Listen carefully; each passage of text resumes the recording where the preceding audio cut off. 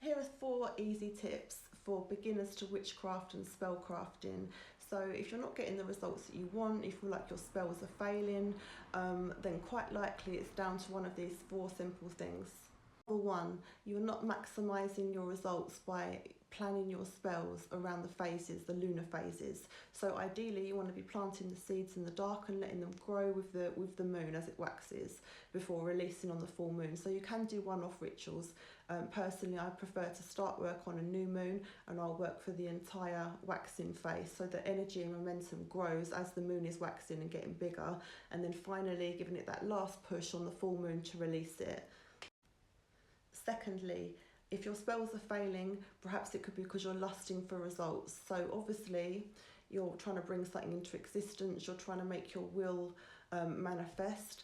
So obviously this is a desire that you have. So I know that in theory it's hard to do, but the best results will come from completely emotionally, after the ritual, completely detach emotionally, because otherwise you could be repelling your results. So because you want something so desperately, you're actually pushing it away. You're just too thirsty, babe. Thirdly, if you are working with a deity or you're appealing to a deity for their help, into manifesting your petition. So for example, say I'm doing a love spell with Venus, so I'm appealing to her to please manifest my petition.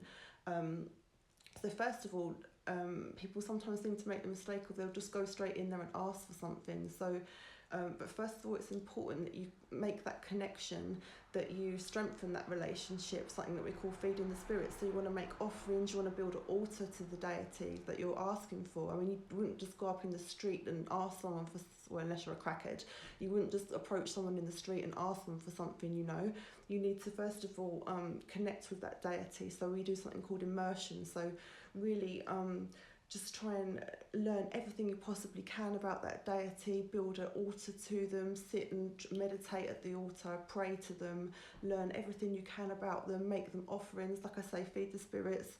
You want to really strengthen that connection before going in there and asking if they would manifest a petition, It's just rude.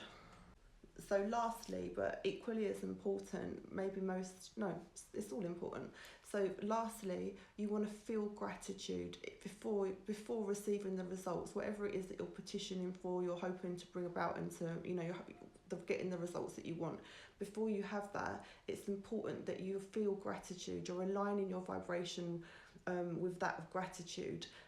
You're picturing what it's like, how's it going to feel when that manifests, like think of how grateful you feel, how relieved you'll feel, just how good it's going to feel to receive that. So I start that literally in the ritual, and then I will try and maintain that emotional state in the days, weeks, like whenever following coming up to actually receiving it. So it's important that you feel gratitude, even if it's just a slight change in emotional state.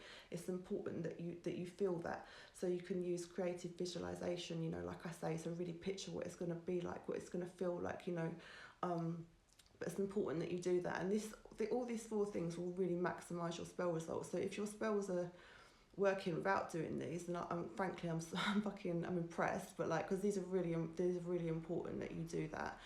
So if your spells are failing, it could quite likely be down to one of these 4 elements.